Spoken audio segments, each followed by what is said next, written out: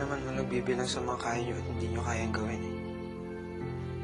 Itong ginagawa namin para sa inyo, hindi rin mo kami humihingi ng kapalit. Ama namin kayo at obligasyon namin ang alagaan kayo.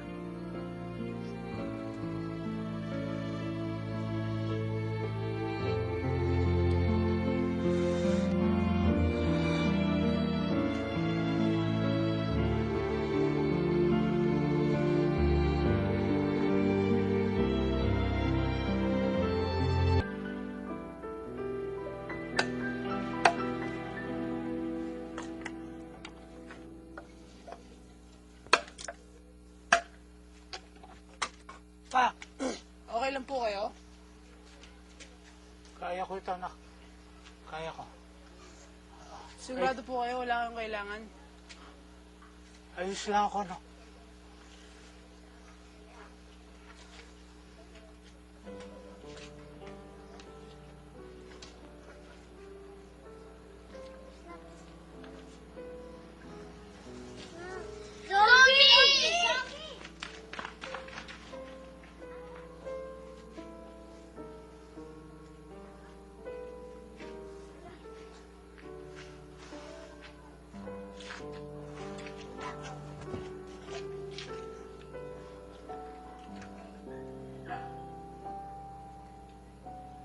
Mabait naman pala eh. Ano po ba nangyari sa inyo? Ba't po kayo ganyan? Na-aksidente ako eh. Yung sinasakyan namin tricycle na sunog. Ba't po kayo may plastic sa ulo? Kasi para wag ma-infection yung mga sugat ko. Nakakakita po ba kayo kahit may plastic sa ulo niyo? Oo naman. Naaninog ko nga kayo eh. Okay lang po ba kayo? Okay lang. Okay lang. Magklase ba kayo? Opo. Anong grade na kayo? Ito po. Oh, di. Marunong na kayo magbasa. Ano? Alam mo bang pinagsasabi mo, ha? Malaki ang Maynila, Larry. Ano akala mo? Parang Bacolod lang? Tsaka sino tutulong sa inyo doon? Eh, hindi ka pa nga nakakarating doon eh. Kung hindi natin siya dadalhin sa espesyalista, hindi tuloy ang gagaling ang papa. Lagi lang yung may infeksyon. Kailangan niya ng operasyon na hindi kayang gawin dito. To, siguradong malaking pera ang gagastusin natin. Wala naman tayong sapat na ganun eh. Oo nga. At saka wala tayong... Tama na! Huwag kayo magtalo-talo. Toto, bili mo na ako sa Maynila. Pa, hindi ka naman pwedeng Ma! basta... Gagawin ko ang lahat. Gumaling lang ako para sa inyo.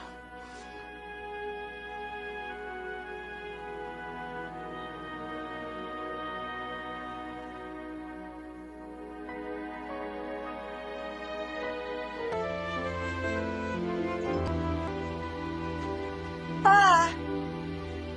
Ma! Pa, ako na yan. Ako na yan. Makaon na ta. O, sige, sige, maupo ka na dyan.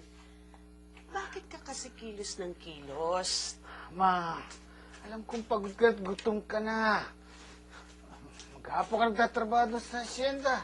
Tapos pagdating mo dito, masikasuhin mo. Baka mapano ka na niyan, ma. Kayang-kaya. Mas malakas pa ako sa kabayo. Kaan na.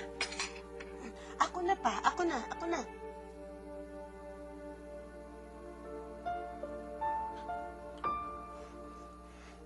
Kulang na sa practice yan, ma. Huwag kang mag-alala. Balang araw, magagawa ko ulit sa yan.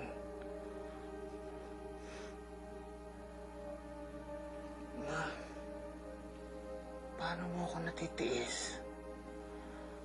Paano mo ako nagagawang tingnan? Noon, mas gwapo pa ako kay Tirso Cruz, pero ngayon... Pa, mas gwapo ka pa rin kaysa sa kanya. At huwag mo nang isipin kung anong itsura mo. Kasi wala namang magbabago sa pagmamahal ko sa'yo. Yun ang pinangako ko nung kinasal tayo, hindi ba?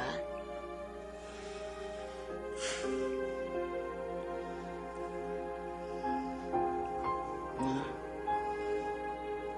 pag wala ako, sarili mo naman ang asikasuhin mo, ha? Pahinga ka naman. Dalawin mo yung mga kapatid mo, yung mga kaibigan mo. Tagal mo nang hindi nakita, di ba? Hayaan mo nga. Pagbalik ko, ako naman ang mag-aalaga sa'yo. Pangako yan.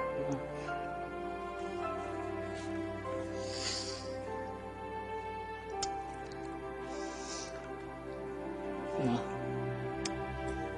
palang na. Langit ka. Ako din, pa. Ako din.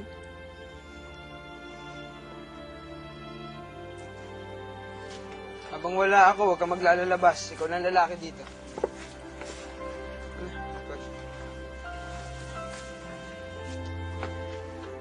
Ano problema?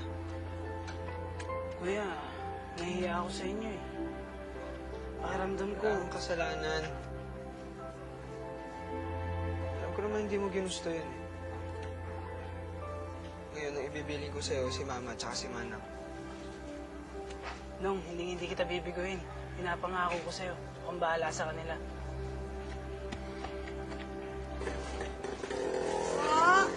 Ma! Toto, ikaw na ang bahala sa papa mo, ha? Wag ko kayong mag-alala. Hindi ko po pababayaan si Papa. Dahan-dahan lang.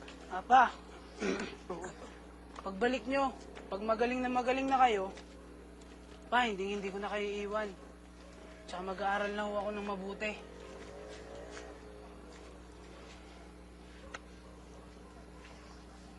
Magandang umaga po, Mang Lauro, Aling Lieta.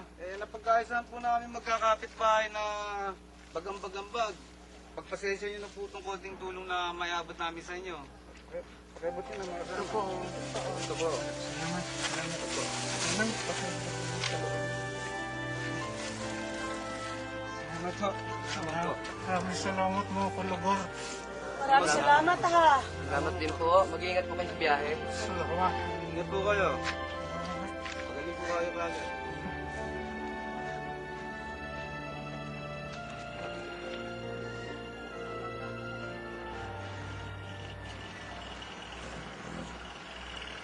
Makan niyo ho pa.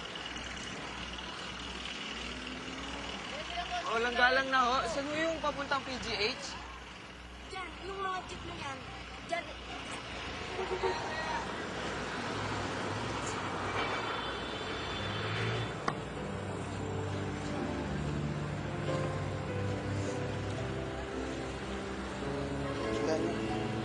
Ano ba yan? Nakakadiri!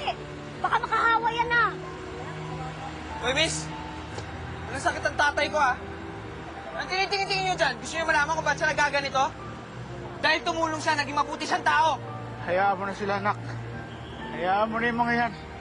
Inaamin ko, Charo, kahit na pumayag akong sumama sa Maynila, hindi buo ang loob ko. Pero nang makita ko kung paano ako ipagtanggol ng aking anak, naisip ko na dapat kong tatagan ang aking loob at subukang tingnan ang aking sarili tulad ng pagtingin niya sa